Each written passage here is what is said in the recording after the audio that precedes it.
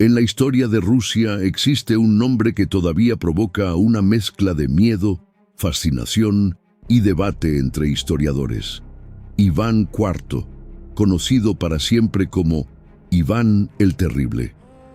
Fue el primer gobernante en proclamarse zar de todas las Rusias, el arquitecto de un nuevo poder imperial, y también el responsable de uno de los periodos más violentos y oscuros del siglo XVI. Durante su reinado, Rusia se expandió, el poder del Estado se fortaleció y el trono se volvió absoluto. Pero al mismo tiempo, el país fue marcado por purgas, paranoia, ejecuciones masivas y una maquinaria de terror político que transformó para siempre la relación entre el gobernante y sus súbditos. La pregunta que todavía divide a los historiadores es simple y perturbadora. ¿Iván fue un genio político que unificó Rusia o un gobernante consumido por la locura y el miedo? Para entender a Iván el Terrible hay que empezar mucho antes de su reinado, en una infancia marcada por violencia, abandono y luchas brutales por el poder. Iván nació en 1530, hijo del gran príncipe Vasili III de Moscovia. Su destino parecía claro desde el inicio: heredar el trono y continuar el proceso de consolidación del poder moscovita. Pero la estabilidad duró poco. Cuando Iván tenía apenas 3 años, su padre murió. Su madre, Elena Glinskaya, asumió el poder como regente. Durante algunos años logró mantener el control del Estado. Pero en 1538 ella también murió repentinamente, posiblemente envenenada. Iván tenía entonces apenas 8 años.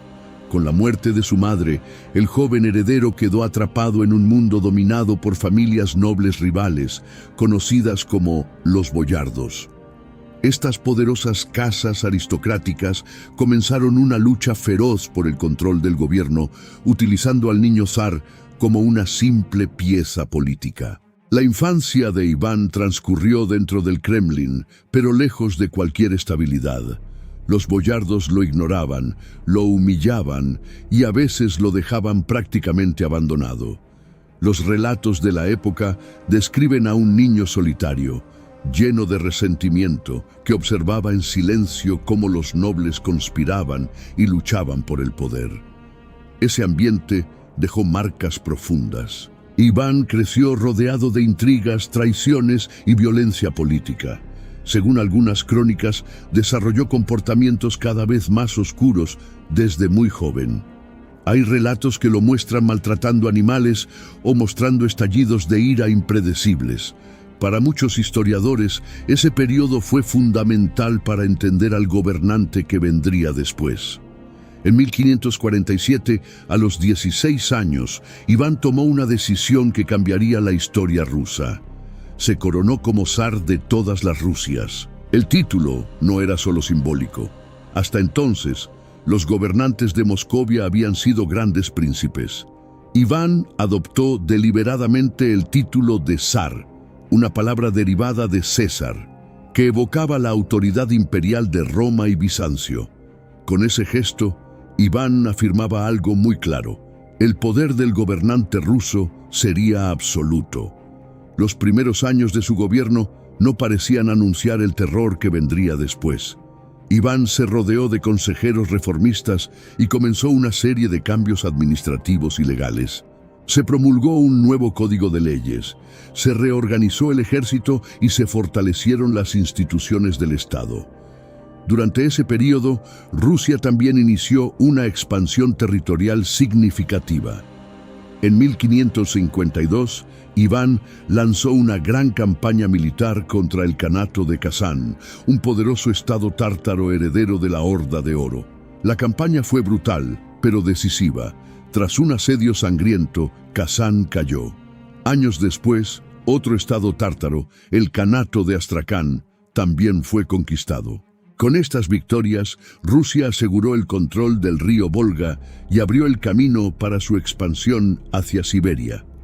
A primera vista, Iván parecía consolidarse como un gobernante fuerte y eficaz. Pero algo comenzó a cambiar en la década de 1560. En 1560 murió su esposa Anastasia Romanovna, una mujer que aparentemente había sido una influencia estabilizadora en su vida. Iván estaba convencido de que ella había sido envenenada por los boyardos. Desde ese momento, su carácter se volvió cada vez más paranoico y violento. El zar comenzó a ver conspiraciones en todas partes. Nobles, funcionarios e incluso antiguos aliados pasaron a ser sospechosos de traición. El miedo se convirtió en una herramienta de gobierno. En 1565, Iván tomó una de las decisiones más radicales de su reinado: la creación de la Oprichnina. La Oprichnina fue una política y al mismo tiempo una institución. Iván dividió el país en dos partes. Una región quedaba bajo administración normal. La otra, la Oprichnina, sería controlada directamente por el zar y su guardia personal. Esta guardia estaba formada por hombres conocidos como oprichniki.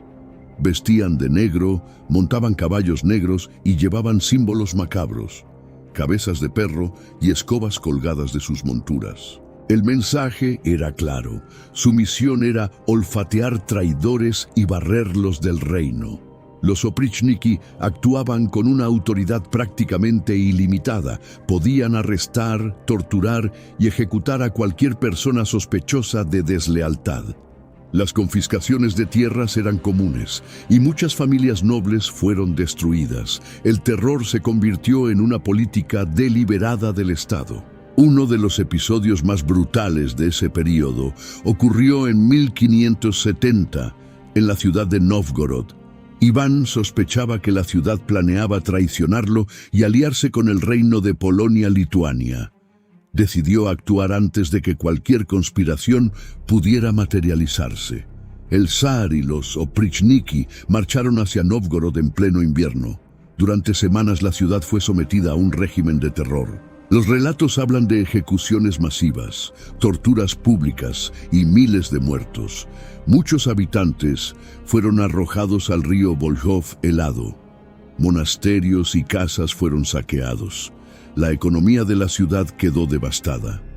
Para algunos cronistas, el número de víctimas pudo haber llegado a varios miles. Ese episodio consolidó la reputación de Iván como un gobernante temido incluso por sus propios súbditos. Pero el terror no se limitaba a enemigos políticos. La violencia también alcanzó su propia familia. En 1581 ocurrió uno de los episodios más famosos y trágicos de su vida. Durante una discusión violenta, Iván golpeó a su hijo mayor, el heredero del trono, Iván Ivanovich. El golpe resultó fatal. El zar quedó devastado por el resultado de su propio acto. Sin embargo, el daño ya estaba hecho. Con la muerte del heredero, la estabilidad de la sucesión quedó comprometida. Los últimos años del reinado de Iván estuvieron marcados por una mezcla de decadencia política y agotamiento del Estado. Las guerras contra Polonia, Lituania y Suecia habían debilitado la economía rusa. El sistema de terror había destruido parte de la aristocracia tradicional, pero también había generado caos administrativo. Cuando Iván murió en 1584, Rusia era un país más grande y más poderoso que al inicio de su reinado. Pero también era un país marcado por el miedo, la violencia política y profundas heridas sociales. Su sucesor, su hijo menor, Fiódor I, no tenía la fuerza política necesaria para gobernar con firmeza. Poco después, Rusia entraría en uno de los periodos más caóticos de su historia, el llamado tiempo de las turbulencias, una era de crisis dinástica, invasiones extranjeras y guerras internas. Hasta hoy, la figura de Iván el Terrible sigue siendo objeto de debate. Algunos historiadores lo ven como un gobernante brutal, pero necesario para consolidar el Estado ruso frente a amenazas internas y externas. Otros lo consideran uno de los primeros ejemplos de terror político sistemático en Europa moderna. Lo que nadie discute es que Iván cambió para siempre la naturaleza del poder en Rusia. Con él, el zar dejó de ser solo un príncipe poderoso.